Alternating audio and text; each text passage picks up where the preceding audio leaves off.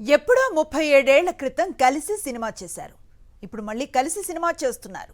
అయినా same craze repeat అవుతోంది. అయితే ఇలాంటి క్రేజ్ అన్ని కాంబినేషన్స్ కు ఉండదు. అందుకే థగ్ లైఫ్ అంత ప్రత్యేకంగా మారింది. కానీ థగ్ లైఫ్ డైరెక్టర్ మణిరత్నం ఈసారైనా తెలుగులో విజయాన్ని అందుకోగలరా?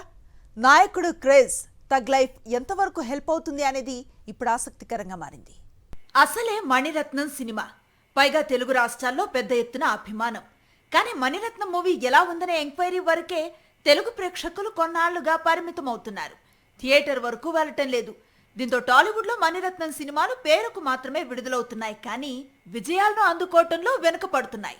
ఈ లోటును థగ్ లైఫ్ భర్తీ చేస్తుందా లేదా అన్నది కొద్ది గంటల్లో తెలుస్తుంది. గతంలో మణిరత్నం తమిళంలో తీసే సినిమాలకు తెలుగులో మంచి మార్కెట్ ఏర్పడింది. పైగా నాగార్జునతో గీతాంజలి తీయటం మణిరత్నంకి ఇంకాస్త కలిసొచ్చింది. సఖీ వరకు మణిరత్నం సినిమాలు తెలుగులో భారీ వసూళ్లను కొల్లగొట్టాయి. కానీ సఖీ తర్వాతే మణిరత్నం సినిమా రిలీజ్ అవుతుంది అంటే తెలుగులో హడావుడైతే కనిపిస్తుంది, కానీ భారీ స్థాయిలో వసూళ్లు అందటం లేదు.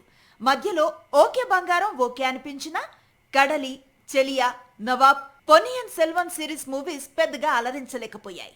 ఈ దశలో నాయకుడు కాంబినేషన్ లో వస్తున్న థగ్ లైఫ్ తో మణిరత్నం తెలుగు రాష్ట్రాల్లో మళ్లీ విజయ పరంపరను మొదలు పెడతారని ఆయన అభిమానులు నమ్మకంగా ఉన్నారు.